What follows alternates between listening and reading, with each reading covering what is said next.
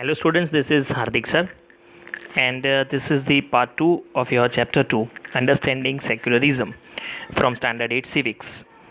So as we have already discussed about what is secularism, and now we are going to discuss what points are included in the Indian Constitution with respect to the word secularism. We have seen that we have already separated state from religion and religion from state, means vice versa, they cannot interfere in one another's matter.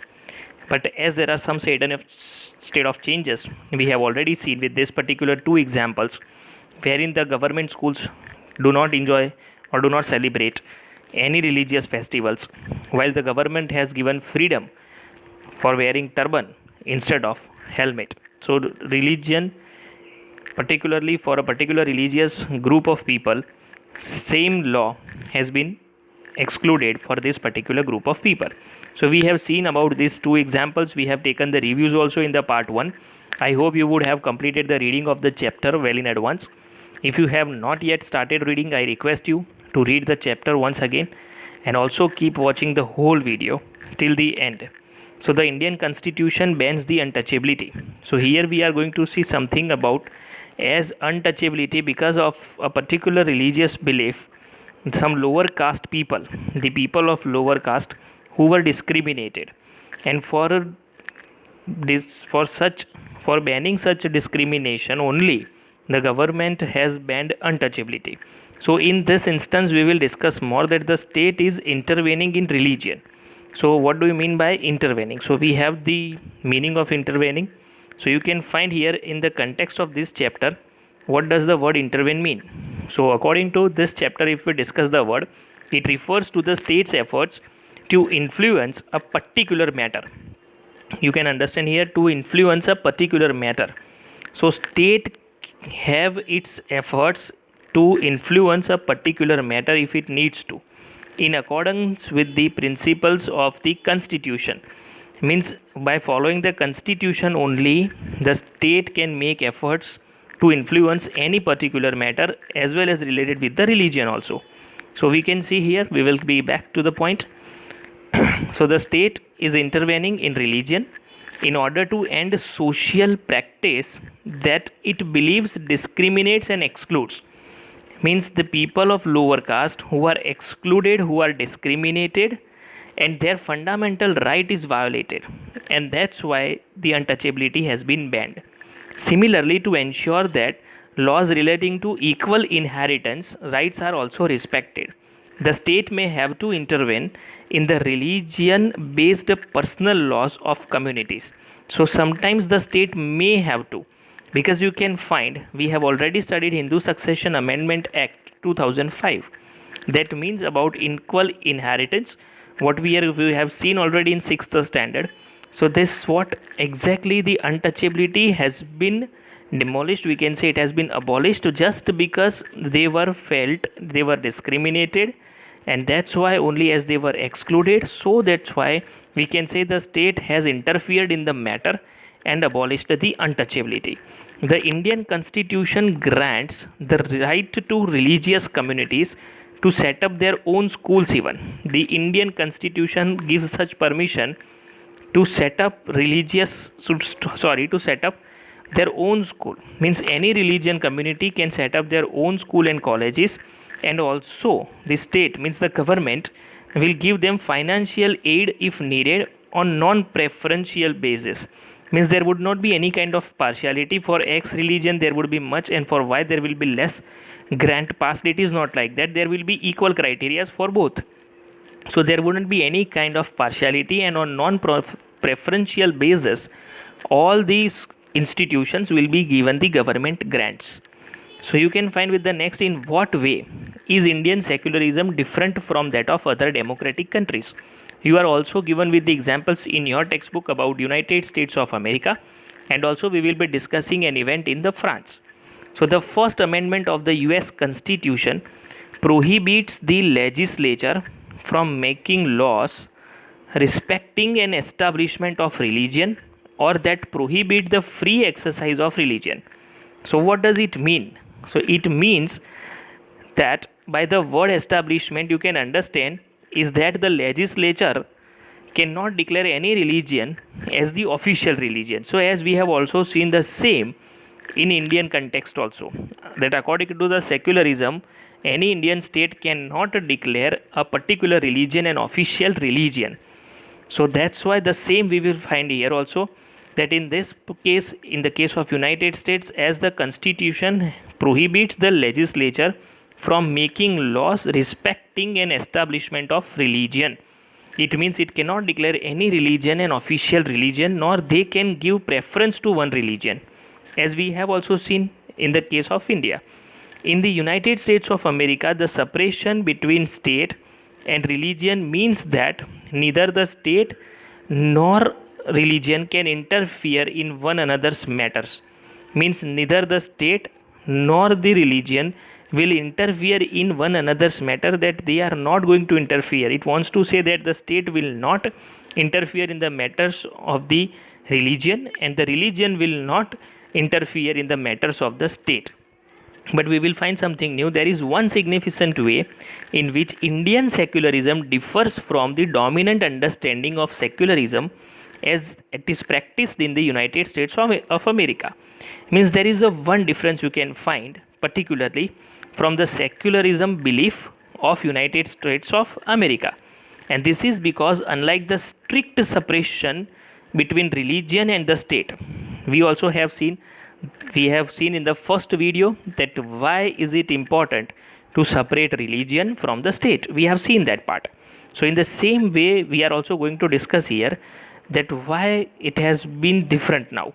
So as we have also separated religion from the state according to the Indian constitution, so this is because we are going to see that how it is different from American secularism, because in Indian secularism the state can intervene in religious affairs. We have seen two examples wherein the state can interfere.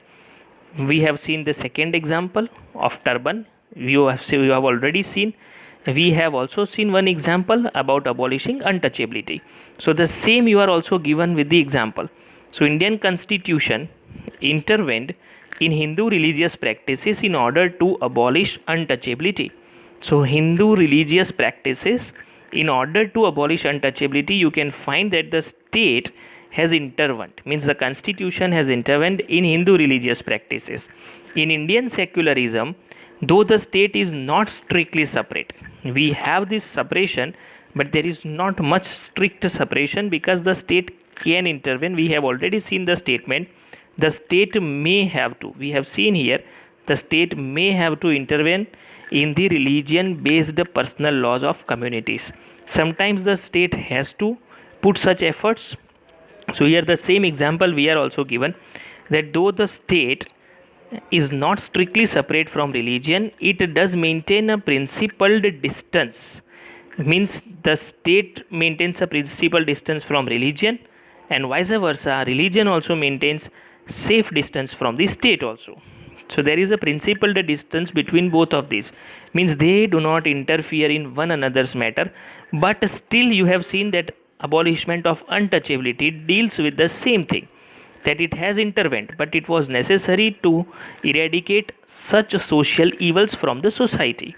And this means that any interference in religion by the state has to be based on the ideals laid out in the constitution.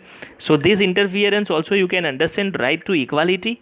So under that fundamental right, as the fundamental right of lower caste was violated, and that's why the state had to intervene in these matters. And these ideals serve as the standard. Which ideals? So whatever the ideals are laid down in the constitution, so these ideals serve as the standard through which we can judge whether the state is or is not behaving according to the secular principles. So according to the secularism, whatever the ideals are presented in the constitution, so from that only we can decide, we can judge whether the state is behaving according to secular principles or it is not behaving according to the secular principles.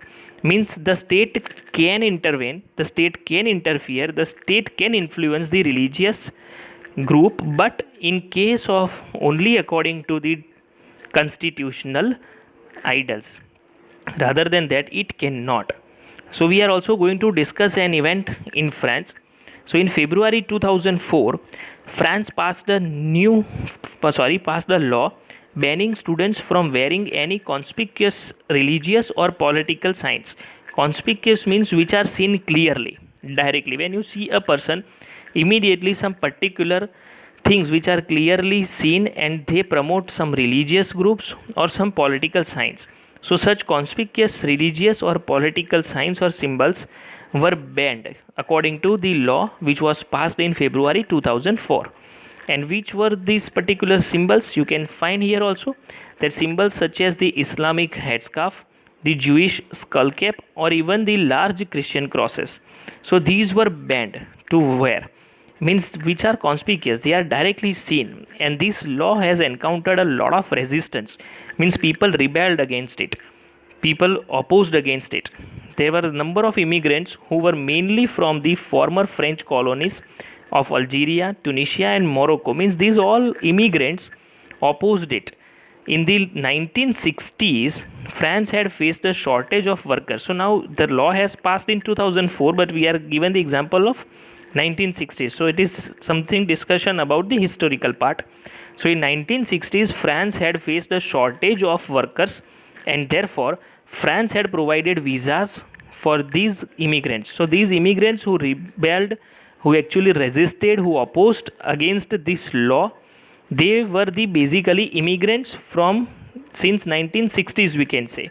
They had come here to ultimately work in the country. The daughters of these immigrants often wear headscarves while attending school. So as you can see, you can understand such headscarves which were not allowed because they are directly seen, and from that particular one religion or particular one political party, political group can be directly promoted, and that's why it was banned. So such things were worn by such girls, such daughters of these immigrants, and however with the passing of this new law, they have been expelled from their school for wearing headscarves. So as they were not in accordance of the law, they were expelled from their school even.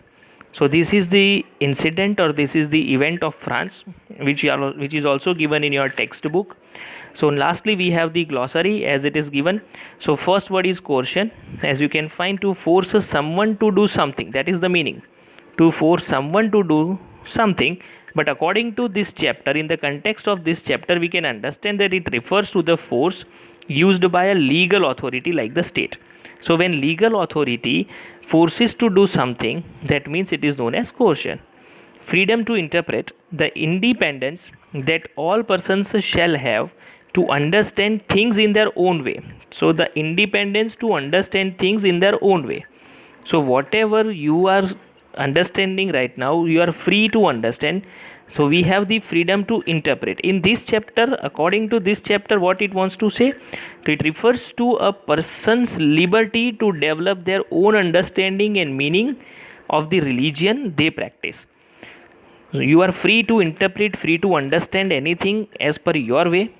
And in this chapter, according to this chapter, it is something like to develop your understanding, your liberty to develop their own understanding and meaning of the religion whatever they practice. So whatever, for an example, if you think or you have liberty to think about your religion, to understand your religion, and to interpret your own religion.